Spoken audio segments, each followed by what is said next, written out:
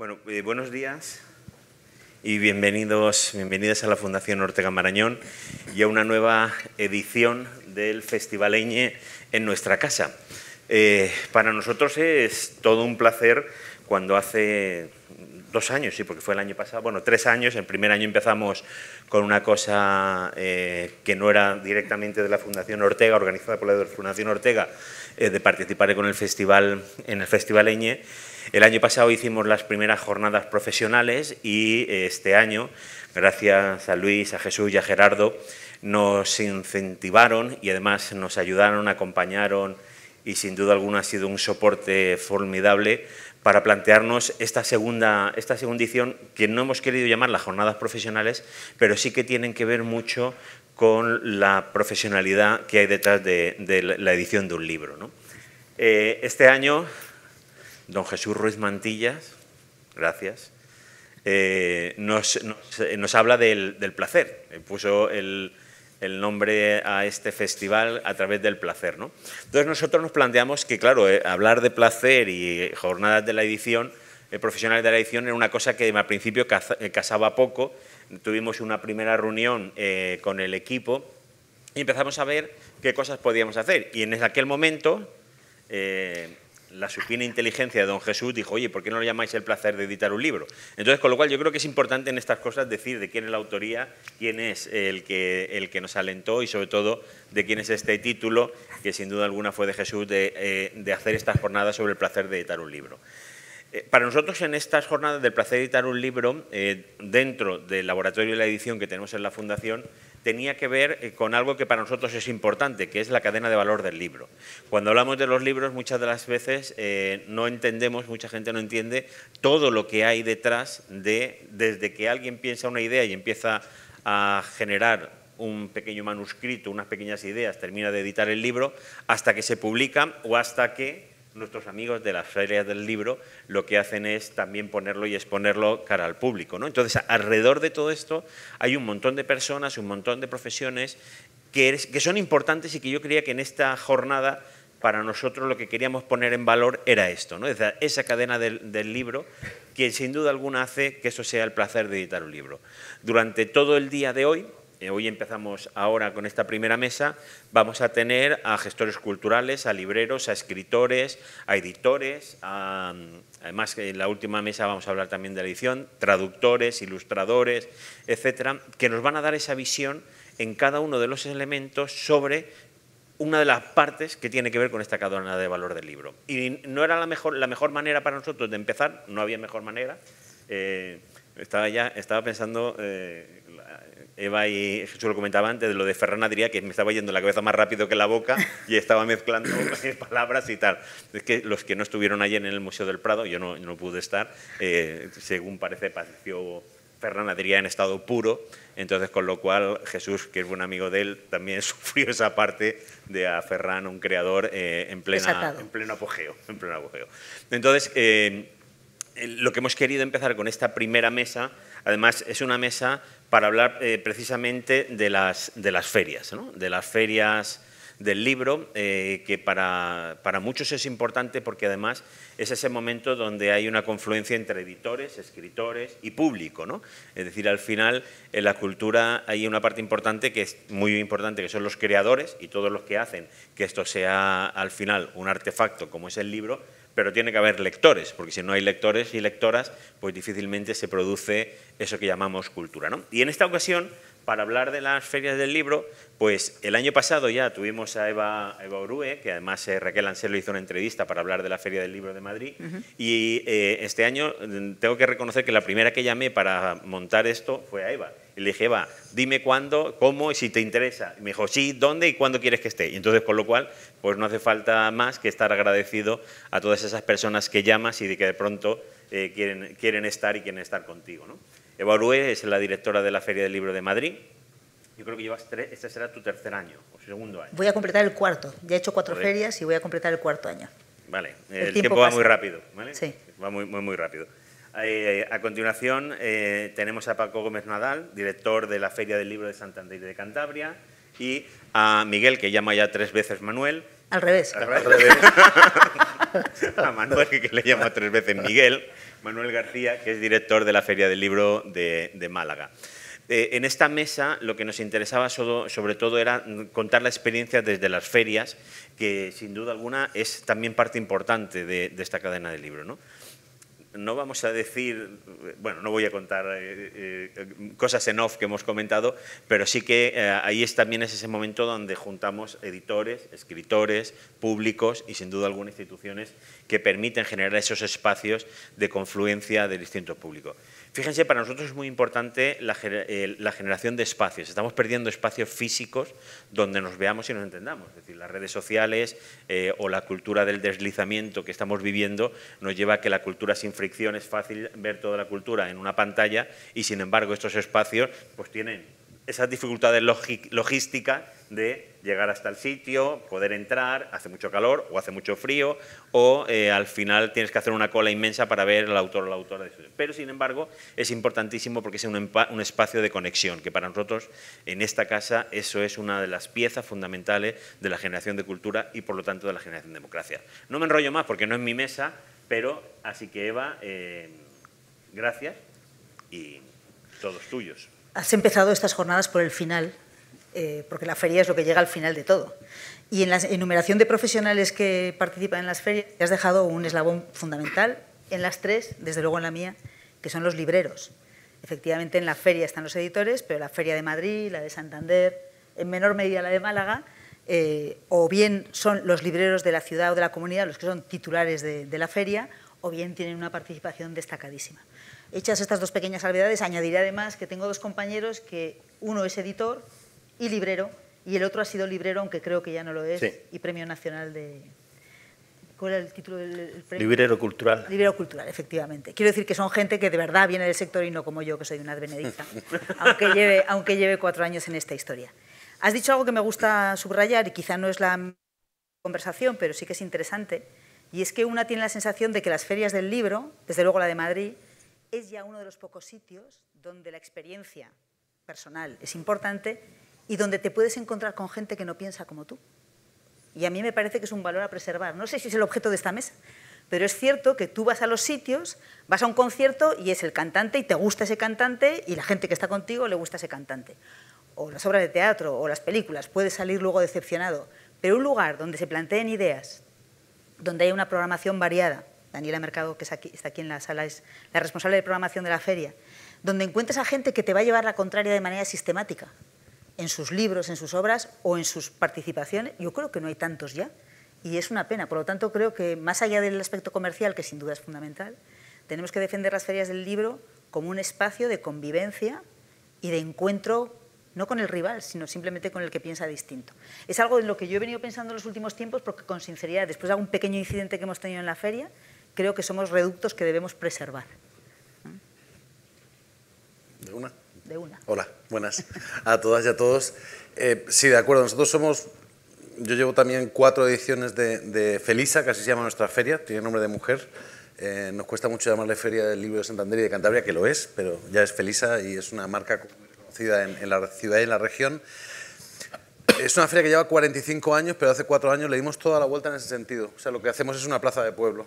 La lógica, Jesús estuvo el año pasado, nos planteamos la plaza porticada, que es una plaza franquista, dura, o sea, es como nuevos ministerios, pero en pequeño. La hemos convertido en una plaza de pueblo, con esa lógica. De hecho, hace 2 años, en todos los balcones que hay, instalamos 6.000 geranios, porque decimos que la única manera de ablandar esa plaza era con flores. No lo entendió nadie, pero nosotros nos quedamos muy tranquilos. Pero sí es cierto que toda la plaza la planteamos como un espacio de encuentro. Es nuestra única prioridad, ¿no? Tanto en el diseño de la feria, en la programación, es cómo conseguimos que gente muy diversa se encuentre sin la tensión o sea, sin tener que ganar nada, sin tener que estar de acuerdo con. Entonces tú puedes tener a una autora racializada peruana al lado de Javier Cercas y está todo bien. O sea, ¿por qué no? O sea, no pasa nada. Lo que nos ha demostrado la feria, que es feria porque se venden libros, pero yo casi le llamo más ya fiesta porque es un poco... Además buscamos ese tono festivo, buscamos desacralizar también el libro, es decir, hay una especie de, el autor o la autora súper famoso, entonces reverencias y colas y tal. Nuestra feria es bastante punky en ese sentido, es decir, que tratamos de desacralizar todo y de que sea festivo y de que sea alegre y de que la gente se ríe y se lo pase bien. Lo que hay en medio de la feria es un café literario, entonces tú puedes estar escuchando a un autor mientras te tomas la cerveza. Tenemos las noches de Felisa, que es la palabra puesta en juego de otra manera, con música, con poesía y demás, y es en la noche. Ha costado convencer a los libreros de que estén abiertos, pero están abiertos. Entonces, esa idea de plaza pública... la ciudad ha respondido de una manera increíble, o sea, pasar de una programación a la que podían ir 2.000, 3.000 personas al último año que fueron 17.000 personas, ¿no? La programación cultural en una ciudad muy pequeñita, digo para que lo pongáis, no podemos comparar con cifras de Madrid, pero y que la gente ya vaya a ver qué pasa. Muchas veces no conocen a los autores, muchas veces no conocen la propuesta y sin embargo van porque saben que es un espacio amable donde nadie les regaña, donde están cómodos, donde todo es abierto, te puedes levantar, si te aburres te vas y nadie te va a mirar mal, nadie te va a mirar como, ay, le falta intelectualidad a esta persona, ¿no? Y eso es muy importante, ¿no? Que la gente no se sienta mal porque a la gente la hemos regañado durante mucho tiempo, ¿no? Anécdota tonta, pero es que anoche la comentábamos con Juan Gabriel Vázquez, ¿no? Hace 2 años que teníamos un actor que hacía de Frank Kafka, pues había una lectora que pensaba que Kafka estaba firmando libros y nadie la regañó y nadie se rió de ella. Quiero decir que también pues lo que hicimos fue contarle y tal. O sea, como este rollo de que no es un espacio para gente ultra mega culta que levita, ¿no? Sino que, bueno, está abierto a todo el mundo. A mí eso me parece fundamental. Y ahí yo diría que alguna de las claves es que en toda esa cadena del libro todo el mundo lo entienda y eso no es fácil. Eso no es fácil porque pues el autor o la autora tiene su pedrada, algunos grandes, otras medianas y otra pequeña, los editores también tienen o tenemos nuestra pedrada, los libreros tienen la suya y nosotros lo que le hemos dado la vuelta. Al final la feria la hacemos 100% pensando en las lectoras y en los lectores. Y esa es la clave para que luego los editores estén contentos, los libreros estén contentos, los autores estén contentos, pero realmente maltratamos un poco al resto de la cadena y nos centramos en ese final, porque si no, nada funciona. Y creo que durante mucho tiempo hemos estado obsesionados con que los editores estuvieran tranquilos, que los libreros estén felices, que lo tienen que estar, obviamente, pero si los lectores, si el público está feliz y entiende lo que le estás proponiendo, yo creo que toda la cadena se beneficia, ¿no? Es como darle esa vuelta. Buenos días, soy Manuel García Iborra y sí que me gustaría empezar un poco diciendo quién soy, porque yo creo que eso puede llegar a entender qué tipo de gestor cultural soy. He sido librero 15 años en un lugar como El Ejido, Almería, es decir, que era una librería general para un lugar que quizás no sea el índice de lectura su mayor característica, y a partir de ahí fue una librería muy premiada, una de las más premiadas de España, y entré en la directiva de CEGAL, la Confederación de Libreros de España, y también fundador de la Federación Andaluza de Libreros. Yo creo que trabajar con libreros andaluces y libreros españoles me ayudó a tener esa visión, por una parte, de trabajar para mi gremio, para todos los libreros de España, pero a su vez era imprescindible conocer bien el sector, conocer a los distribuidores, a los editores, trabajar bien con ellos, conocer cuáles son sus objetivos y sus intereses. Y trabajando, además, yo tuve la suerte de que le comentaba a la programadora de la Feria del Libro de Madrid que mi gran vocación realmente es ser programador, es decir, yo lo que adoro es leer y organizar actividades sobre esas lecturas. Tuve la suerte de que en CEGAL se me encargó crear, por ejemplo, las librerías recomiendan o crear el Día de las Librerías, es decir, siempre ha sido la parte que más he disfrutado. Cuando, por desgracia, tuve que cerrar la librería, como realmente vi que había necesidad de trabajo en la Feria del Libro, rápidamente ya estuve organizando Feria del Libro de Almería, llegó Feria del Libro de Málaga, también estuve organizando muchas ediciones de Feria del Libro de El Ejido, Feria del Libro de Torremolinos. Creo que llevo como 30 ferias del libro ya, habiendo empezado en 2016, o sea que todo ha sido un trabajo de muchísima ansiedad. Y siempre que trabajábamos en el sector había una palabra que ya ha dicho Eva esta mañana, que me parecía que representaba muy bien el sector del libro, que era la bibliodiversidad. Es muy importante que si creemos que en el placer, en la cultura y en la lectura algo debe de caracterizar el mundo del libro, tiene que ser esa bibliodiversidad. Al final sucede que en la Feria del Libro, por derivación, sucede un poquito igual. Yo creo que una feria del libro bien organizada tiene que ser una feria del libro diversa. Y pensando, por ejemplo, en mi experiencia de Málaga, yo lo que veo es que si sufriera muchísimo de ansiedad, podría decir que yo tengo una directiva compuesta por distribuidores, libreros y editores. Cada uno de alguna manera tiene su objetivo y os cuento que están las mesas de trabajo, pero después, por debajo, te llaman por teléfono y dicen, oye, quiero que esto sea así. Es decir, que tienen también sus objetivos particulares como gremios concretos, pero además, si se hace en Málaga, y por ejemplo en los últimos años está pasando mucho, el ayuntamiento manda muchísimo. Entonces, esto que podría ser una gran losa, yo creo que si eres un buen gestor tienes que darle la vuelta y pensar que realmente es que una feria del libro, que lo ha dicho Eva, es que estás trabajando para todos. Es decir, que el gran objetivo de la feria es cómo hacerlo buscando ese bien común, donde libreros, editores, organismos públicos realmente vayan cumpliendo su objetivo de proyecto cultural, proyecto de ciudad y proyecto, digamos, de fomento de la lectura o de diversión, que nunca hay que olvidar eso. Yo creo que la Feria del Libro tiene un elemento muy importante y es que suelen ser eventos en la calle, eventos donde la gente va a disfrutar. Y si metemos el elemento placer dentro de lo que puede ser un proyecto como una Feria del Libro, es curioso que yo he vivido en muchas ferias del libro, a veces no van todos los libreros a la feria, no van todos los editores, pero quien va suele ir muy convencido, es decir. Y algo que yo, por ejemplo, confieso que no era un enamorado de la Feria del Libro antes de empezar, incluso como librero sí que participaba en las mías de mi municipio, pero por ejemplo en las de Almería hubo un momento de que dejé de hacerlo, digamos, no era como mi vocación, por usar otra vez el mismo término. Pero lo que sí veo es que encuentro continuamente autores, editores, libreros enamoradísimos de la Feria del Libro. Realmente es una fiesta donde allí nos vemos todos, donde además, lo comentaba antes Paco, a veces tenemos allí conversaciones que no se dan a lo largo del año y es curioso donde además a veces creemos que los libreros, los editores están con una gran asociación que trabaja continuamente. Pues no. Es decir, que a veces las ferias del libro son la excusa para que realmente se sienten en mesa en trabajar. Entonces sucede que puede que no sea un evento perfecto, pero un evento muy necesario para el sector del libro y para que el ciudadano de a pie, el madrileño o el malagueño, realmente disfrute esos 10 o 17 días de algo que sucede donde reúne escritores, editores, a sus libreros. Yo recuerdo muchas ferias donde realmente venían mis clientes y las conversaciones que teníamos eran completamente diferentes a las que teníamos cuando estábamos en la librería.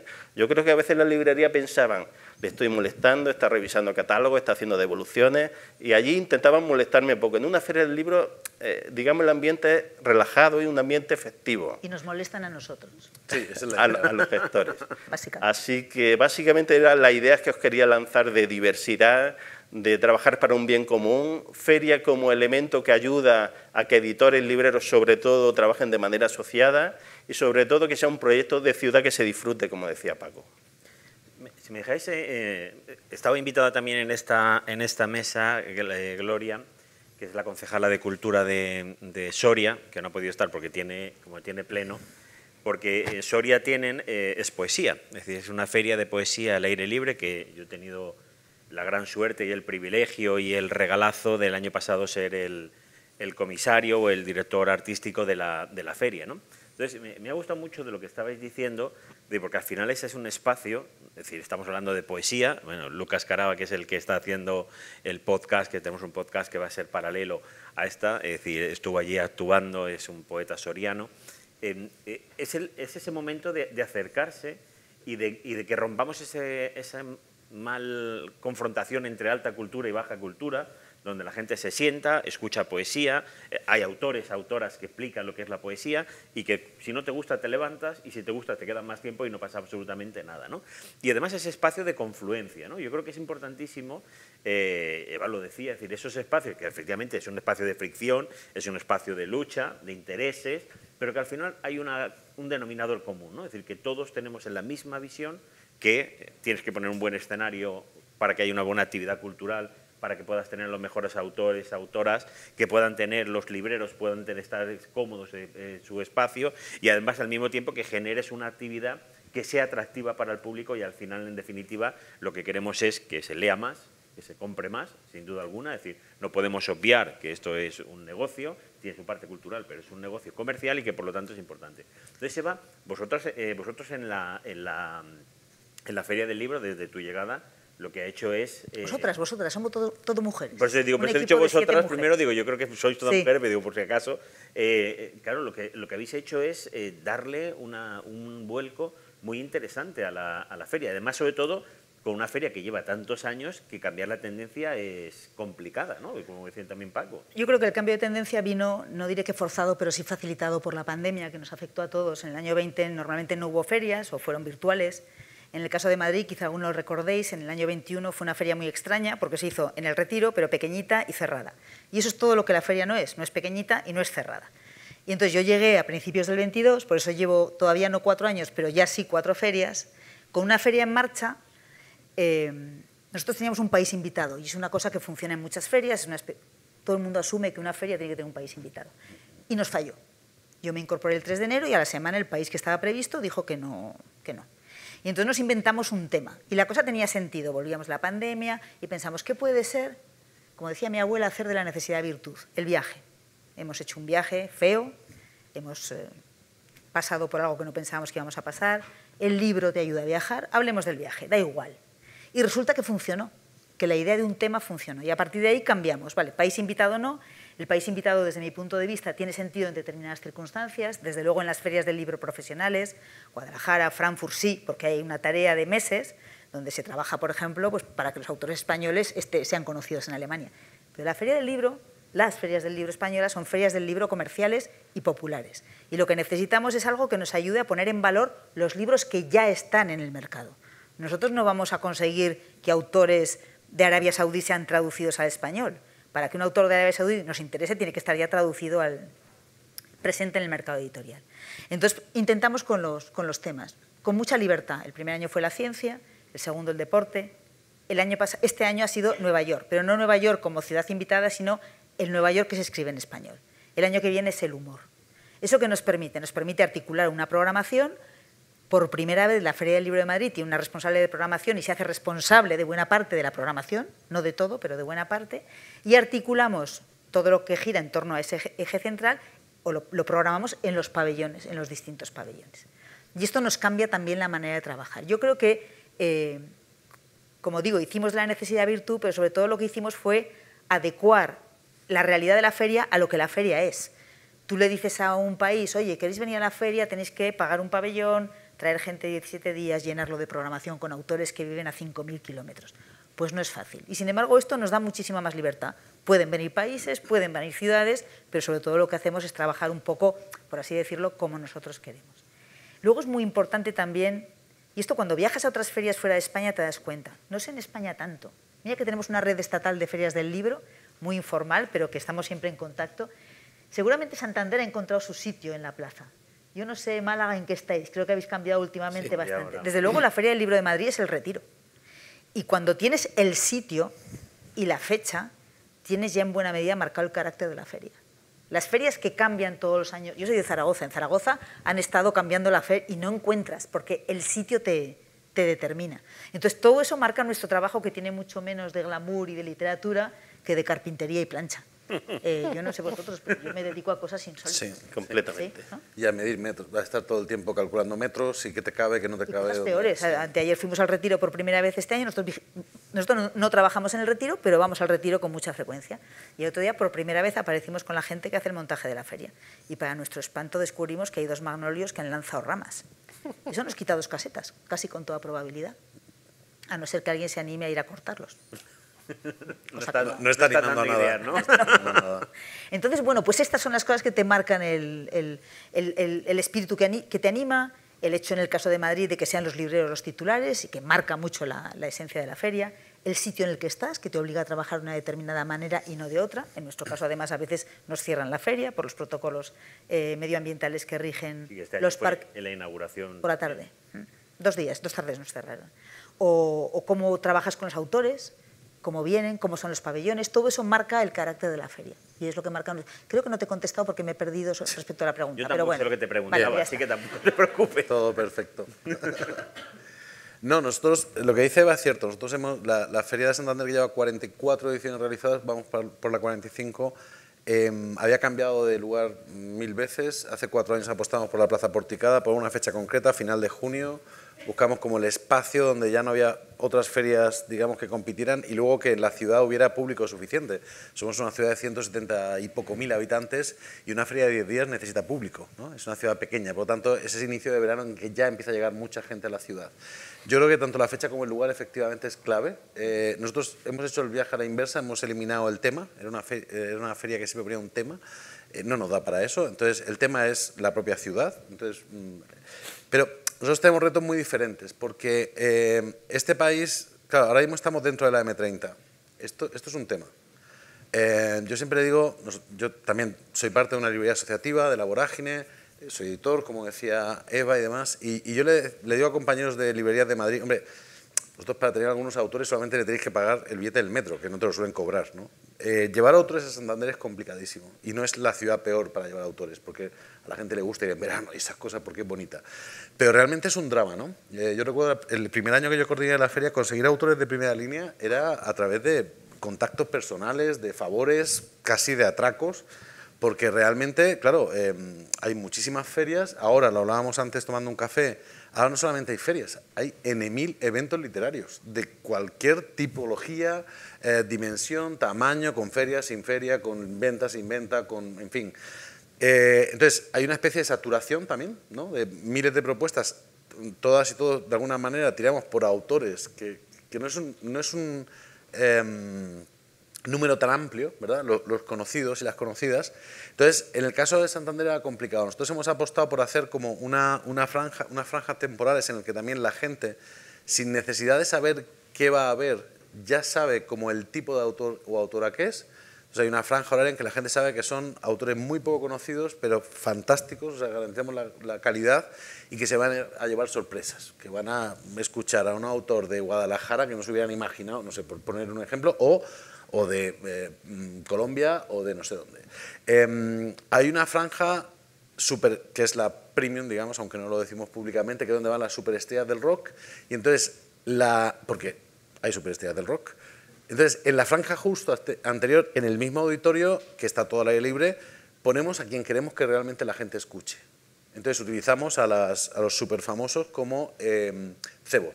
Es como, ¿no? Como el telonero. ¿Qué vas a decir? Eso, telonero. No, sí, pero es un cebo. Entonces, queremos que la gente escuche a un poeta que es difícil que vaya voluntariamente a escucharlo, pues ponemos después a Ian Gibson, ¿verdad? Y entonces hay 400 o 500 personas escuchando a un poeta que en su vida había imaginado, o una poeta que iba a tener ese público. Después, cuando está Ian Gibson, hay 800 personas, pero quiero decir que yo creo que es muy, muy importante, y las que trabajamos en programación lo sabemos, como el ritmo, ¿no? Nosotros nos planteamos la feria, en realidad, como si fuera música, ¿no? ¿En qué momento sube? O sea, tiene que empezar súper arriba y terminar súper arriba. Sabemos que hay momentos valle, ¿no? Momentos en los que no puedes mantener tanta tensión. Entonces, nosotros, por ejemplo, con esto casi termino, el año pasado decidimos una nueva figura que no teníamos en el equipo, que es el regidor. Porque nos lo planteamos como un espectáculo desde que arranca a las 11 de la mañana hasta que termina a las 11 de la noche. Entonces, ahora tenemos una figura que es el regidor. Entonces, es como el regidor de un espectáculo. Lo importante es que no caiga el ritmo, ¿no? O igual que le damos mucha importancia a eso que en el mundo anglosajón se llama el speaker, ¿quién maneja el micrófono? Porque al final estamos manejando espacio público.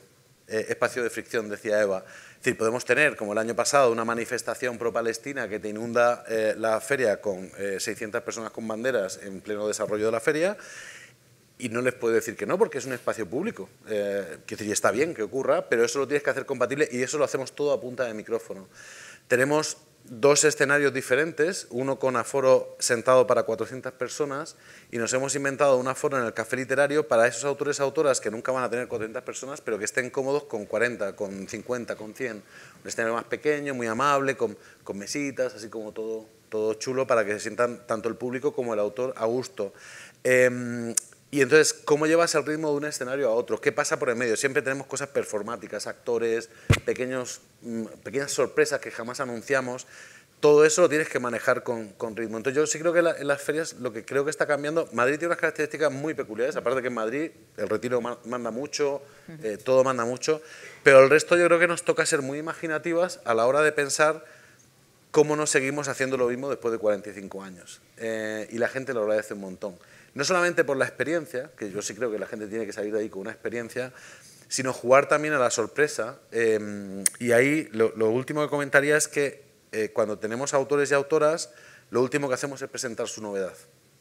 Buscamos que el conversador, siempre son conversaciones, porque creemos que hay que recuperar la conversación. Esto es una, antes lo decíais, ¿no? Tanto Eva como tú, estamos en un mundo de aislamiento, por lo tanto hay que buscar la conversación. Entonces, para nosotros es casi tan importante los 60 y pico autores y autoras que vienen como las 60 y pico personas que lo van a entrevistar. Le dedicamos casi tanto tiempo a seleccionar quién va a conversar con el autor o la autora como a ese autor o a esa autora. Y la experiencia nos ha dicho que a veces hemos tenido autoras brutales y no hemos acertado en quién dialogaba con esa persona y se ha desperdiciado, y autores, autoras que tú no apostabas mucho y la química que ha habido con el conversador ha sido brutal y la gente ha alucinado, ¿no?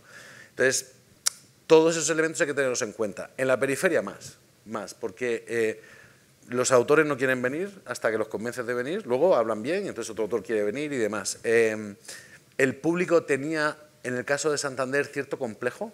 Aquí no vienen los grandes, vienen a la UIM, la Universidad Internacional Menéndez Pelayo, que es en el Palacio de la Magdalena, muy elegante, ahí ha ido todo el mundo, pero a la feria no vienen los importantes porque somos una ciudad de cuarto, digamos, y ahora no, en 4 años lo que hemos conseguido es, joder, es que por aquí pasa todo el mundo, ¿no? Entonces también se genera un orgullo de ciudad muy potente, de comunidad autónoma, y todo eso lo tienes que tener en cuenta, en la marca, en cómo lo gestionas, en el discurso, la narrativa de la feria, ¿no? Que yo creo que también Madrid ha trabajado mucho, Málaga no, yo no he estado en la feria de Málaga, pero la narrativa de la feria que transmite la ciudad, que transmite al lector y a la lectora, me parece fundamental.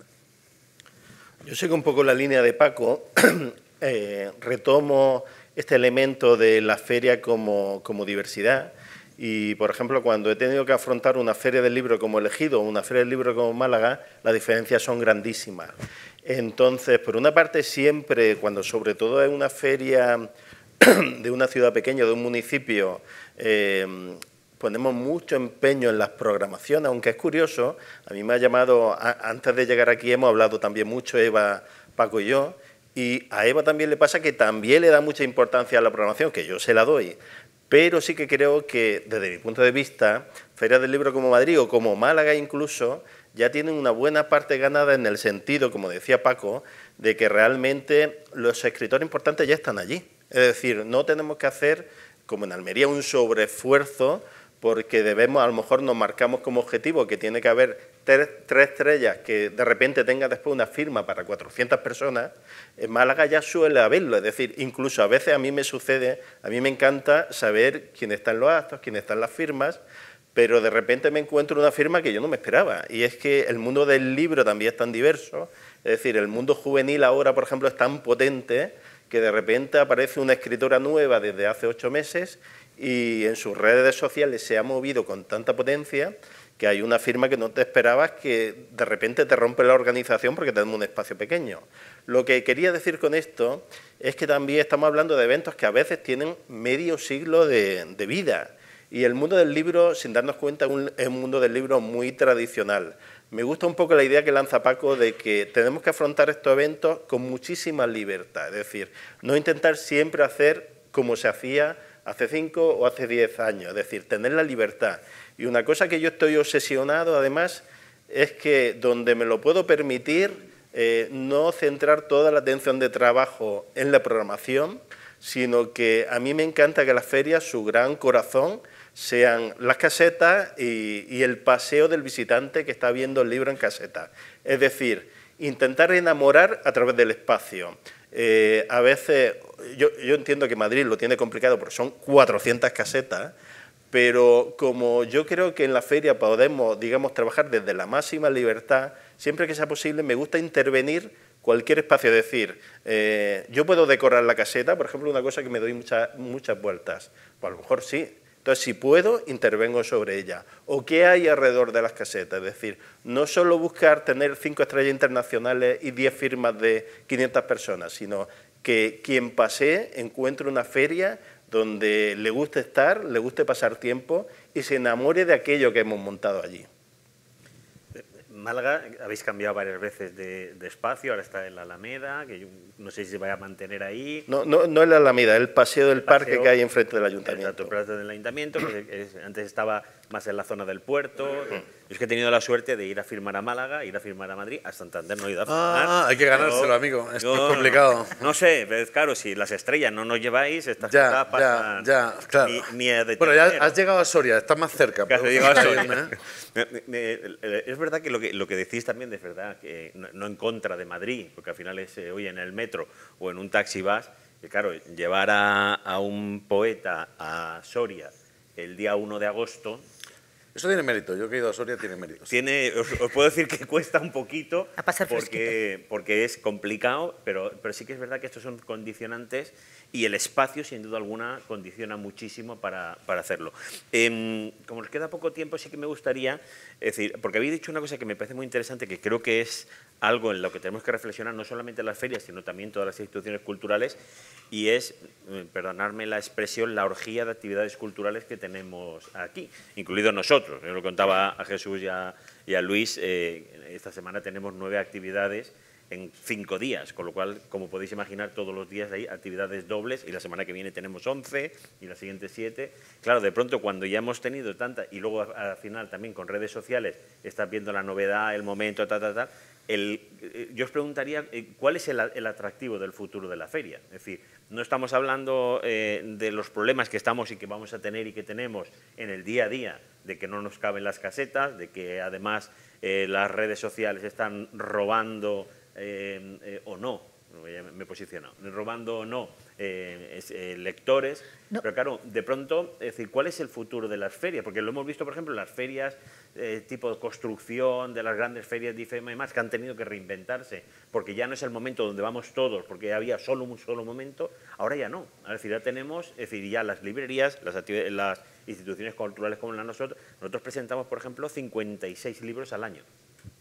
Más aparte de otras actividades culturales que hacemos relacionadas con el mundo del libro. Es decir, ya no es solamente esperar a ese momento de la Feria del Libro, es decir, nos tenemos que reinventar como modelo, es decir, es el recorrido también, aunque habéis dado unas pinceladas, ese recorrido que estaba pensando ahora, y esta te la dejo, que no sé si la hacéis. Votando.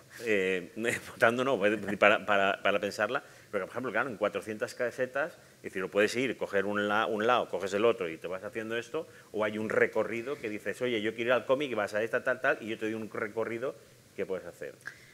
Es muy complicado, porque entran factores como que hay librerías especializadas, librerías generalistas, editoriales de un tipo. Es muy difícil. Y en nuestro caso tenemos un recorrido muy marcado, a pesar de que puedes entrar a la feria por donde quieras. En general la gente entra por la Puerta de Madrid, donde está Casa Árabe, recorre la feria hasta el fondo con suerte y vuelve. Este es el recorrido que hace casi todo el mundo. Entra mucha gente por Atocha. Lo hemos intentado. De hecho, en el centro ahora tenemos casetas de editoriales, gremios de librerías, las universidades, porque entre otras cosas no nos caben en los laterales. Que la gente zigzaguee es muy difícil. Por ejemplo, en la feria, los más veteranos del lugar recordarán que hubo unos años en los que había un lado, era como en la Plaza de Toros, tendido sol y tendido sombra. Y yo recuerdo mi primer sorteo, que veías que iba avanzando el sorteo y cuando llegabas hasta el fondo y empezabas a sortear, lo del sorteo también es un número, la parte de sol, la gente estaba ya demudada, porque sabías que si te tocaba en sol, es que se han fundido ordenadores.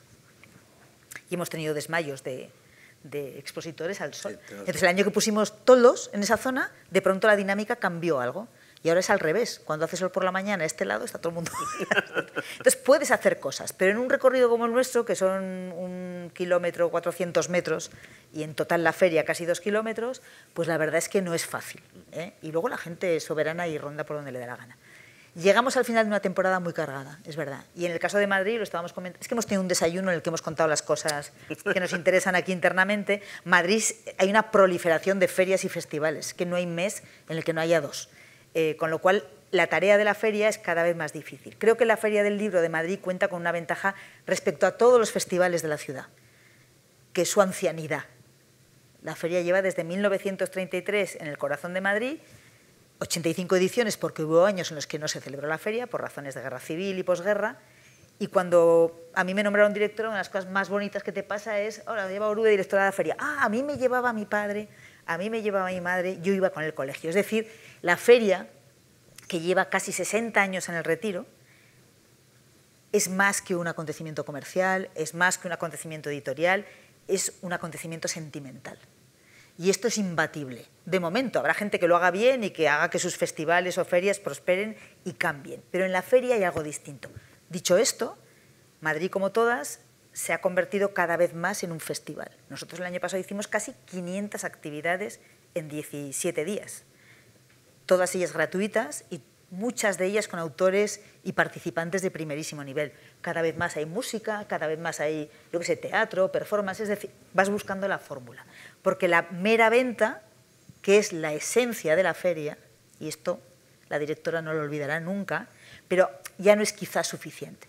Y el hecho de que sea el sitio donde se encuentran el primer y el último eslabón de la cadena, el autor y el lector, con todos los intermediarios que van a pasar hoy por esta jornada, pues es fundamental, pero es cierto que los autores llevan a las librerías y les puedes pedir la firma en cualquier momento del año.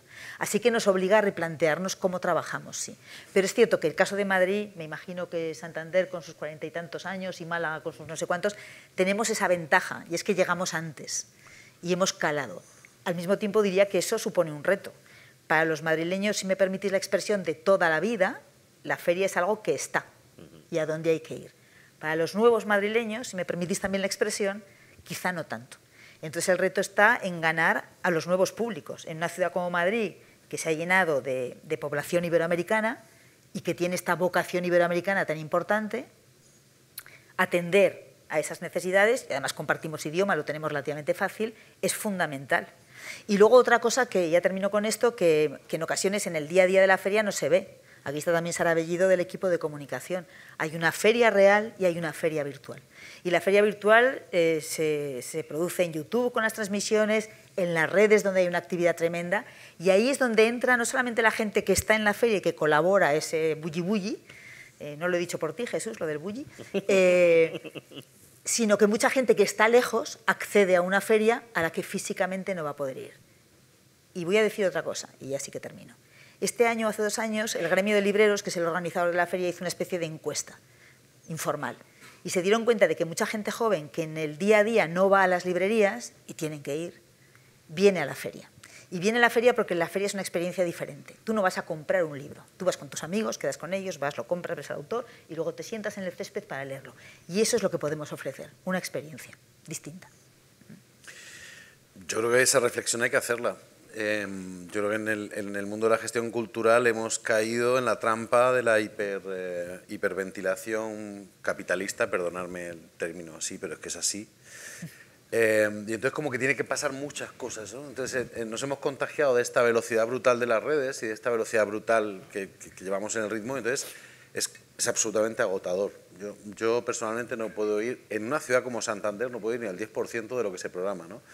Sin tener en cuenta luego los tiempos de las subvenciones. Entonces, por ejemplo, entre septiembre y diciembre es brutal, o sea, pasa todo, pero luego en nuestro caso la lluvia, entonces en verano pasa todo, es complejísimo, ¿no?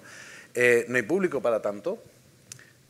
El día que las personas mayores dejen de ir a programación cultural tienen que cerrar la mitad de festivales, o sea, claramente. Pero yo estoy con Eva. Proyectos como Felisa, la ancianidad va a su favor. Quiero decir que tienes una solidez en la ciudad que no puede tenerlo fugaz o propuestas nuevas y demás. Y luego, si te apoyas en lo que decía Manuel de la bibliodiversidad y de la diversidad en general, tienes una maravilla, es que eres absolutamente generalista. Es decir, que hay eventos ultra hipster, hay eventos ultra tradicionales, hay eventos, ¿no? Y tú eres todo. O sea, nosotros en las noches de Felisa programamos un quinteto de música sefardí de Sevilla y al día siguiente hay un grupo de rock musicalizando a León Felipe. Y todo va todo bien, ¿sabes? Todo funciona. O tenemos a Casapalma haciendo música tradicional cántabra con electrónica y recuperando textos de no sé quién. Entonces, tú eres radicalmente generalista y yo creo que eso juega a nuestro favor. El futuro, lo hablábamos esta mañana, hay que pensarlo. Nosotros, por ejemplo, lo único que se nos ha ocurrido, como consideramos que, aunque nuestra feria es propiedad del Gremio de Libreros de Cantabria y está apoyada por el Ayuntamiento de Santander y por el Gobierno de Cantabria, consideramos que no es de ninguno de estos, ¿no? Nuestra feria es rara, es rara. Solamente pueden estar librerías de Cantabria, no se firman libros en casetas, esto es rarísimo, los autores no lo entienden. Hay una caseta de firmas, eso es para que ninguna librería se pueda beneficiar, o sea, que las librerías poderosas no tengan a los mejores autores, sino solamente firman los autores que presentan en la feria y firman en una caseta de la organización, que tiene peculiaridades.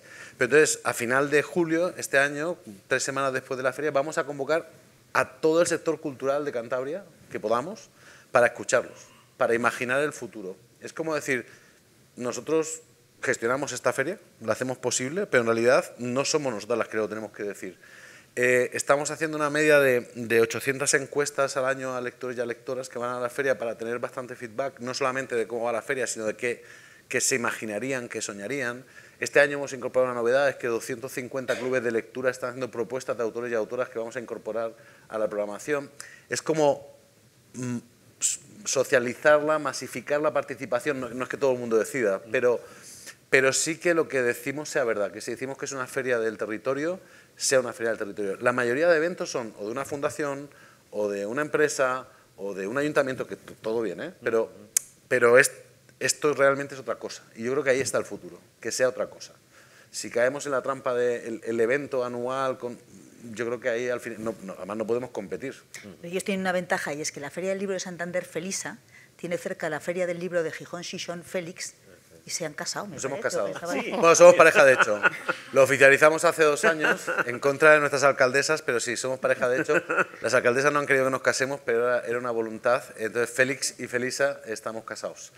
Y luego hacemos, claro, en las periferias nos hemos aliado. Semana Negra de Gijón, Félix y Felisa nos hemos aliado, intercambiamos, porque además ocurrimos en el tramo de un mes. Entonces, lo comentábamos antes, oye, yo traigo a John Banville, te lo presto, tú traes a Padura, me lo prestas, o sea, porque al final es la manera de poder competir, digamos, con eventos que tienen mucho más presupuesto, mucho más glamour, digamos, pero yo creo que hay futuro para rato. Yo quiero contar una iniciativa que está relacionada con algunas ideas que ha expresado Eva y Paco, y es que una de las cosas que también hago para aprender en mi profesión es ver qué hacen los compañeros y analizarlo. Y me llamaba mucho la atención que veía por internet que había algunos géneros donde sus lectores hacían quedadas, es decir, iban quedando en puntos de España. Ha comentado Eva algo parecido. Y veía que en Feria del Libro de Sevilla había un grupo de chicas que se llaman andaluciareader.com, que llevaban la parte de literatura juvenil romántica, lo que a veces también hemos conocido como chick lit, y que funcionaban. Entonces me reuní con ellas y la verdad es que lo que me contaban me sonaba muy bien. Entonces lo hemos incorporado a Málaga y claro, yo quería vivir esos actos, es decir, ver qué ambiente había, si el resultado era potente. Ellas tenían muchas dudas porque ellas eran sevillanas, de repente lo iban a montar en Málaga y tenían que ver cómo reaccionaba su público. Bueno, pues conseguían reunir grupos inmensos, es decir, hacían quedadas de toda España, es decir, normalmente a una feria de libros como Málaga van malagueños o como máximo personas de la provincia de Málaga. No, a esos actos venían personas de toda España. Y uno de los encantos, y esto lo digo en medio de broma, de estas 2 chicas organizándolo, es que, claro, yo creo que a veces el problema también de los que intentamos ser programadores es que creemos que podemos ser programadores de todo. Y claro, ellas, y lo digo con respeto y con cariño, están tan locas como esas lectoras. Y entonces se subían al escenario y empezaban a gritarles, ¿cómo estáis, chicas? Es decir, que a veces también hay que saber que para que algo funcione tiene que ser alguien que forma parte de ese universo. Y como decís, yo creo que también al final el mundo de las redes sociales lo que está creando es espacios nuevos que de alguna manera en este crecimiento que estamos haciendo en la Feria del Libro tenemos que incorporarlos si queremos disfrutar de ellos también. Y esto estamos hablando de espacios del mundo del libro. Así que yo estoy enamorado de ese tipo de dinámicas y siempre que se puedan incorporar y después son de un éxito arrollador. Es decir, como decía Paco, yo me enamoro que esté en Feria del Libro de Málaga Juan Gabriel Vázquez o Sergio Ramírez. Pero mira, si hay un fenómeno de literatura juvenil romántica que funciona, yo estoy encantadísimo de ver a personas allí disfrutando y siendo parte de una feria del libro. ¿Me dejas que diga algo muy breve? He mencionado antes que existe una red estatal de ferias del libro. Es algo muy informal, algo más que un grupo de WhatsApp, y algo menos que una organización. Pero el año pasado, en diciembre, decidimos publicar una nota de prensa conjunta. Somos 38, me parece, y se han sumado 2 o 3 ahora, seremos ya 40 y tantas, explicando las cifras. ¿qué podemos medir de manera homogénea? Asistencia, ventas. Y entonces cuando publicamos eso, cuando nos dimos cuenta de cuál era la suma, te das cuenta de la importancia de las ferias como gigantesco escaparate de un sector cultural, el editorial, que es importantísimo para la cultura y para el PIB de este país. Entonces creo que las ferias, que son un fenómeno muy español, esto de sacar los libros a la calle, quizá porque la gente no va a las librerías o no iba, sino que hay que forzarle a que vea los ejemplares, las ferias se han convertido en mucho más, pero básicamente son el lugar donde el sector editorial y librero español exhibe su exuberancia. Y cuando lo ves todo junto es muy impresionante, la verdad es que sí. Seguiría mucho más, pero que tenemos un día un poco largo, con mucha más gente que tiene que venir a hablar. No lo he dicho al principio, pues no sé, me parecía un poco naif, pero es verdad que después de estar escuchando, no se ha hecho a cosa hecha, hoy es el Día Mundial de la Bondad. Lo escuchaba esta mañana en la radio, que es el Día Mundial de la Bondad. Entonces, el Día Mundial de la Bondad, hablar del placer de editar un libro, pues oye, yo creo que queda formidable. Entonces, después de esta primera mesa, yo creo que hemos tenido el inicio mejor para este festival y sin duda alguna para esta jornada. Así que muchísimas gracias por estar aquí, Manuel, que se ha cambiado el nombre por decir, para que yo no le diga Miguel, Paco y Eva, y gracias a ustedes, y seguimos con la siguiente mesa, que mi compañera Violeta Dávila, que va a ser la que va a moderar esta mesa. Así que gracias. Y un aplauso para ustedes, por favor.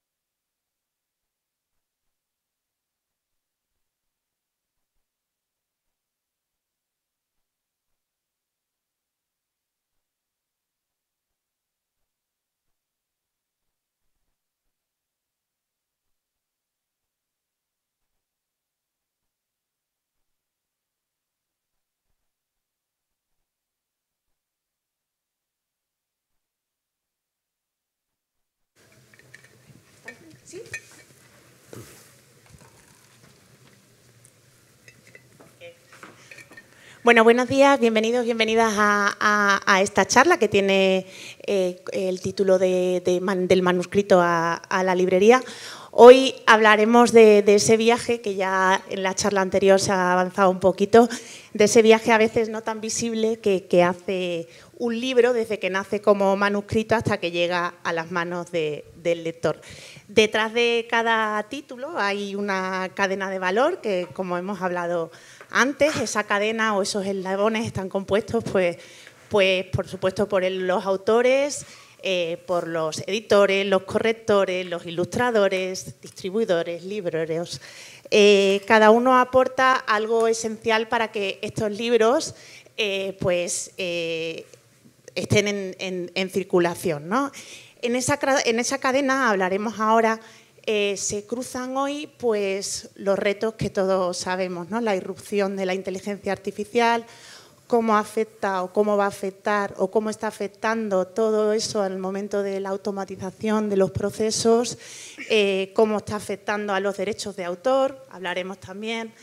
Y, bueno, en definitiva, un poco este momento de gran transformación que atraviesa el sector y que también, bueno, ahora hablaremos también del buen momento también que parece vivir el sector. Los presento muy brevemente porque les estaba diciendo que tienen trayectorias ya muy largas y bueno, pues reduzco un poquito al ámbito de interés de esta mesa.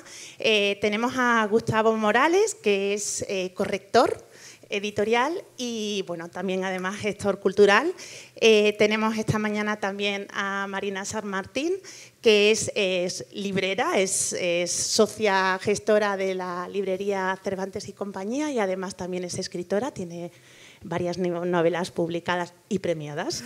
Y tenemos también esta mañana a Claudia Ranucci, que es ilustradora, ha ilustrado muchísimos cuentos infantiles y obra bueno, también en general. Y tenemos también esta mañana a Miguel Ángel Serrano, que es escritor, entre otras cosas también, pero además es presidente de honor del European Writers' Council.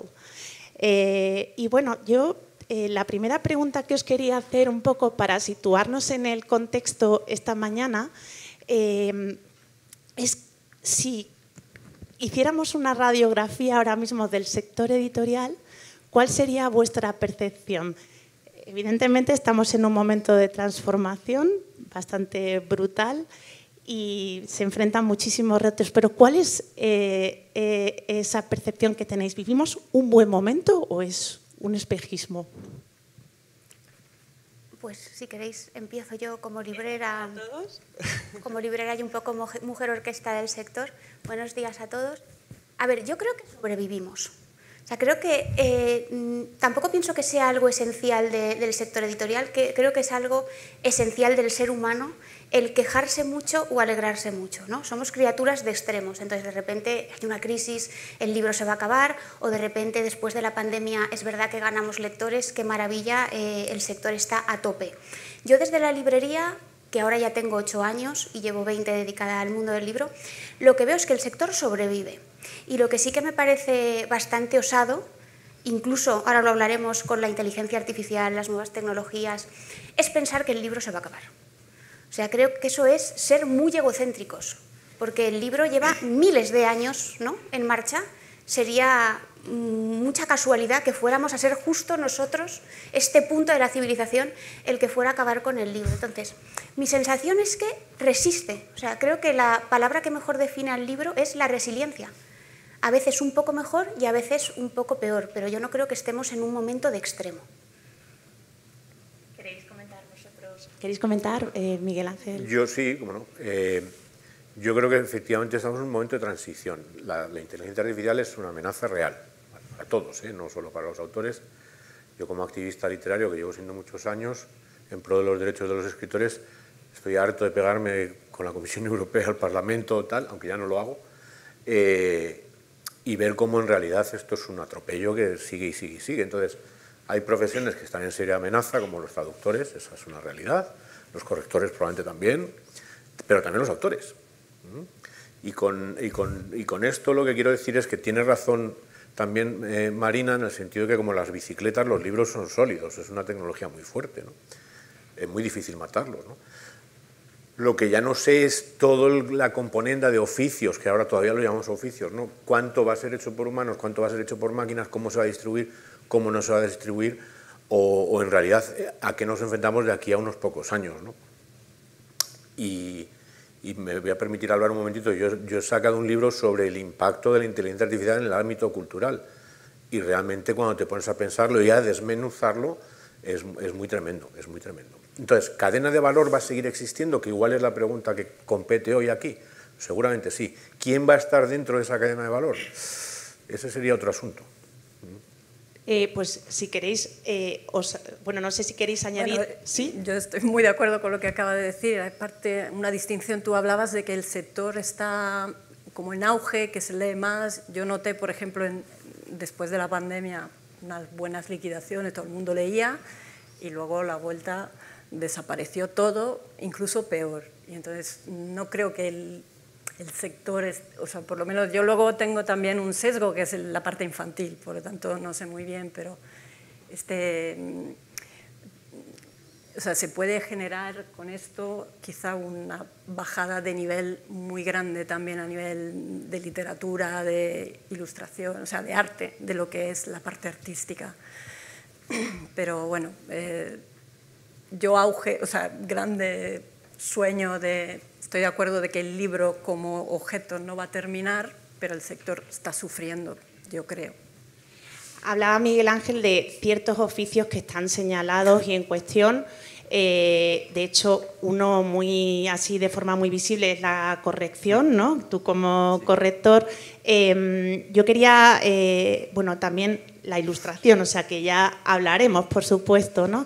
Pero yo quería preguntarte, ¿tú cómo vives como corrector todas estas transformaciones, ¿no? Porque realmente yo te leía también que al final el oficio del corrector también, bueno, pues es que hacer que llegue de la mejor posible, ¿no? La voz del autor al lector, pero claro, hay una distinción entre la corrección ortográfica y la corrección de estilo, ¿no? Y ahí podríamos diferenciar también una cosa que la inteligencia artificial a lo mejor puede hacer muy bien, ¿no? En cuanto a la corrección ortográfica, pero no sé si tanto en cuanto a la corrección de estilo. No sé cómo es tu visión en ese aspecto. Claro, es verdad que yo creo que esto además enlaza un poco con la situación del sector en la sociedad. Yo creo que las principales amenazas que tiene el sector por delante son del ámbito social más que propias del sector, y quizá más en el ámbito laboral. Yo creo que es lo que más amenazado está, aparte, claro, de toda la cuestión de derechos. Y es verdad que en el ámbito laboral hay muchos procesos que está un poco en el aire cómo va a afectar.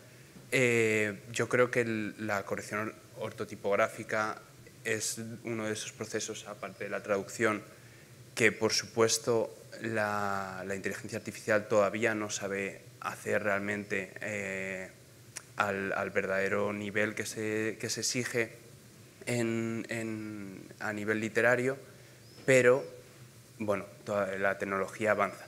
Entonces es verdad que hay un equilibrio ahí complicado de cuáles van a ser los huecos o los resquicios o la forma de lidiar con esto.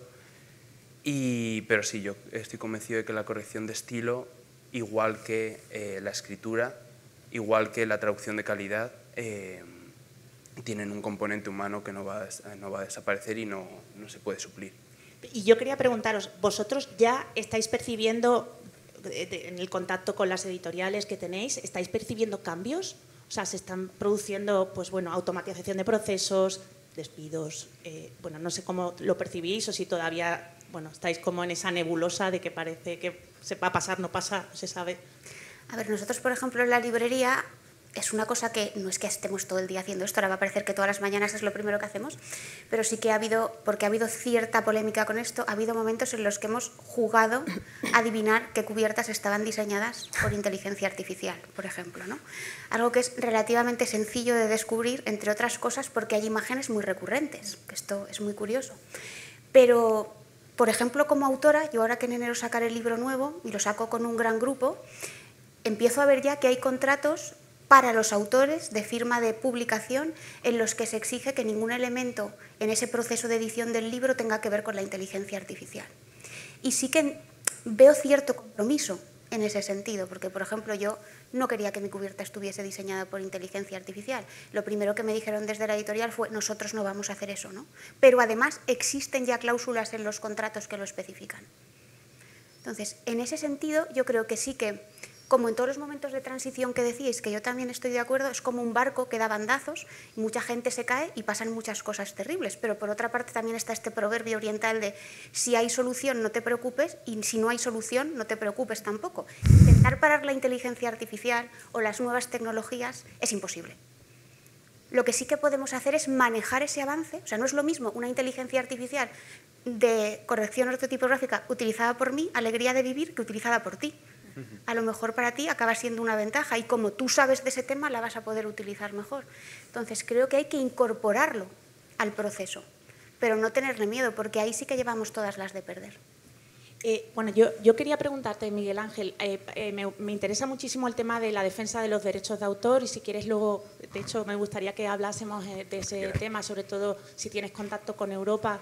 Parece que el reglamento que se hizo de inteligencia artificial es insuficiente, ¿no? Bueno, ahora podemos hacer una valoración, pero hay un tema que me imagino que está todavía en construcción, pero que ya lo está apuntando Marina. ¿Dónde está el límite entre la asistencia que puede hacer la inteligencia artificial y lo que podemos pensar que es un elemento creativo, ¿no? Y no sé si eso realmente se puede establecer. A ver, por ejemplo, Authors Guild, que es el homónimo norteamericano de European Writers Council, sacó una guía de posibles cláusulas a incorporar en contratos de edición con limitaciones porcentuales de cuánto yo como autor puedo utilizar para redactar mi libro. Una cosa es que lo utilice como un buscador avanzado, aunque funcionan fatal, también voy a decir esto, ¿vale? Y otra cosa es que la máquina pergenie o cometa un texto, porque escribir no escribe, comete textos, ¿vale? Y yo eso lo hago pasar por mío, ¿no? Entonces, una de las peleas que hay es hay que etiquetar las cosas. No puede ser que yo sepa de dónde viene un filete hasta el nombre de la vaca del que ha salido en una granja en Yorkshire y no sé de dónde viene un texto, ¿no? Entonces, hay varios movimientos, uno que es que etiquetemos lo humano o que etiquetemos lo sintético, ¿no? Yo siempre he sido partidario de etiquetar lo sintético, pero la realidad es que esto es una partida de tahúres, entonces es difícil contar con que las grandes tecnologías vayan a etiquetar nada, ¿vale? Difícil por no decir naif, ¿no? Entonces, ¿el reglamento europeo es insuficiente? Es insuficiente, pero es que hay que legislar. Lo que no puede ser es que estemos teniendo chatbots que están recomendando nociones socioafectivas a adolescentes que terminan suicidándose. Es que esto no puede ser, no puede ser. Entonces, perdón si me indigno un poco, pero me toca un poco la fibra, la verdad. Entonces, pues claro que va a introducirse. Yo intento introducir cláusulas en mis contratos, como bien decía también Marina. Yo me niego a que se traduzca por una máquina, pero no está bajo mi control. Si en Moldavia alguien traduce mi libro al moldavo y utiliza, yo no sé lo que ha hecho, honestamente, ni en inglés tampoco. En inglés igual puedo detectar algo, pero en moldavo te aseguro que no, ¿no? Entonces, bueno, ¿hay que jugar con la realidad? Pues claro, no queda más. Entonces, cuando yo oigo que lo humano no se puede sustituir, lo que sí se puede sustituir es los medios de vida de los humanos. Entonces, cuidado, porque a mí como escritor, que ya me cuesta dinero ser escritor, igual me cuesta tanto que dejo de hacerlo. Entonces, cuidado con determinados asertos protecnológicos, porque igual el trabajo cambia tanto que ya no me interesa. A mí o a quien sea, ¿no? Desde luego la transparencia es un reto, yo siempre pienso que es muy difícil, ¿no? Que realmente se consiga y que haya esa obligación de transparencia de la intervención de la inteligencia artificial.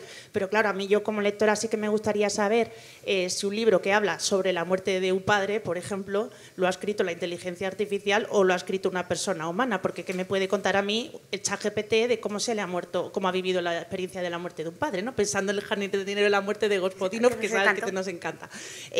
Pero bueno, volviendo al tema del riesgo de los oficios que puedan verse pues muy comprometidos y volviendo también a la ilustración, ya no solo de las portadas, sino a la labor de también incluso como autora también, ¿no? Yo quería preguntarte si crees que es perceptible, tú notas cuando ha habido intervención de la inteligencia artificial. Marina lo acaba de decir en este juego que hacéis en la librería, yo creo que sí, por el que también a lo mejor luego nos equivocamos, ¿eh? Nos claro, podríamos sorprender, pero... Pero yo te quería preguntar también si tú notas que dentro del sector los ilustradores también estáis utilizando herramientas de inteligencia artificial y claro, que ¿dónde está ahí el...? Bueno, yo creo que hay un límite ético claro, que es el hecho de que si yo he llegado a un determinado lenguaje como, voy a decir artista, pero bueno, arte aplicada a la ilustración, ha sido por mi mochila, por mi trabajo, por mi sufrimiento, por mis alegrías, por todo lo que yo llevo detrás. Y me vale que un ilustrador joven pueda intentar copiar, como yo he copiado a otros. Lo que no me vale es que una máquina o alguien que no es ilustrador, como tengo que hacer un catálogo, soy vendedor de no sé qué y quiero una ilustración y hago un prompt copiando el estilo de un ilustrador. Eso no es ético. O sea, el punto está en la búsqueda que hay detrás de esa persona para crear la imagen o el estilo que está creando. Y ahí es donde está, para mí, en mi ámbito, el gran límite ético. Tú no puedes copiar cualquier cosa y no es lo mismo, como decía ella, que él como corrector o traductor se apoye, o yo como ilustradora, para hacer bocetos en una inteligencia artificial, que yo personalmente no lo hago. Sé que me empujan o me dicen, deberías, pero soy un poco apocalíptica en este sentido, en el sentido de Umberto Eco, de no quiero ese avance o no me gusta, pero bueno, lo estoy viendo. Pero, por otro lado, los ilustradores no estamos hechos para dictar prompt. Lo que nos gusta es ensuciarnos las manos y sacar lo que tenemos dentro. Es verdad, lo humano no se puede imitar, pero hay una gran cantidad de público que no percibe la diferencia, porque no tiene la sensibilidad o porque la fruición es demasiado rápida. Y entonces toda esa franja de mercado está perdida para nosotros. Bueno, y además yo creo que, aventurándonos más todavía, yo creo que el peligro reside no en que el humano no se pueda evitar, que ahora no se puede. Hemos leído mucha ciencia ficción y visto mucho cine de ciencia ficción todos aquí seguro. Es que llegará un momento en que no seremos capaces de distinguirlo. Eso pasará. Entonces, por eso pienso que hay que sumarse antes al carro para manejarlo, no intentar que se caiga porque no se va a caer. Pero esto es algo que me dicen mucho, te tienes que sumar, pero por otro lado tengo como un punto... No eres integrada, eres apocalíptica. Totalmente. Pero hay un punto que también pienso, es como una fiebre, y esto quizás sea uno de los sectores menos peligrosos, o sea, quiero decir que en otros sectores la inteligencia artificial puede hacer daños realmente muy, muy graves, como es el sector de las armas, o sea, dentro de lo que cabe, aquí estamos hablando de algo menos doloroso, bueno, por decirlo de alguna manera, pero... ay, me he perdido. ¿Qué te da miedo? O sea, ¿crees que puede hacer bastante daño? Sí, pero creo que ahora mismo hay una fiebre, como de todo, todos van probando, todos van haciendo cosas bárbaras, y además se sorprenden de sus, entre comillas, capacidades. Por solo decir una cosa, mira lo que he hecho. Esto lo digo porque lo veo día a día. En mi caso del trabajo sí que antes me llegaban páginas y me decían aquí esto y esto y esto. Ahora me llega un dibujo y luego me lo tienen que matizar porque no es lo que querían. Entonces el prompt, en lugar de dármelo a mí, se lo dan a una inteligencia artificial, pero me lo tienen que volver a dar porque no vale. Entonces es un poco ahora mismo ineficiente. Pero creo que antes o después, cuando ya no sabremos cómo distinguir lo humano de lo no humano, lo que buscaremos será lo natural. Pero esto quizá creo que habremos perdido muchos oficios mientras tanto. Seguro. Creo que hay algo interesante en esto. Me gusta lo que decías de la fiebre, y es verdad que creo que bueno, hay que tener en cuenta un poco también la situación de la propia inteligencia artificial. Es verdad que estamos no ya solo en una fiebre de uso, sino en una fiebre de desarrollo. la inteligencia artificial, bueno, está en una situación que se sospecha una grandísima burbuja, hay una inversión absolutamente masiva en inteligencia artificial que no se sabe qué repercusión va a tener después en ingresos reales. ¿Qué pasaría? ¿Cómo va a afectar al sector un pinchazo de esta burbuja, una limitación de la inversión, esta amenaza de este desarrollo tan rápido que está teniendo la inteligencia artificial? Es un desarrollo, por decirlo así, dopado por esta inversión absolutamente quizá desproporcionada. Entonces, claro, es algo que está sucediendo tan rápido y con tantos factores que también es algo que puede desarrollarse distinto a la progresión que está siguiendo ahora. Yo creo que ese desarrollo puede que no sea exponencial. Se habla de los inviernos, ¿no?, de la IA, o sea, que puede haber eso, ¿no?, que fallen las expectativas, la inversión, y que, bueno, que esto se quede un poco así suspendido. Bueno, veremos qué pasa, porque todo es hablar por hablar. Pero perdonad que quería retomar, ya luego seguimos en la parte apocalíptica, y además me encantaría saber, yo creo que vosotros absolutamente apocalípticos, Marina integrada. Es un poquito apocalíptico. Yo soy ludita. No apocalíptico, no, soy ludita.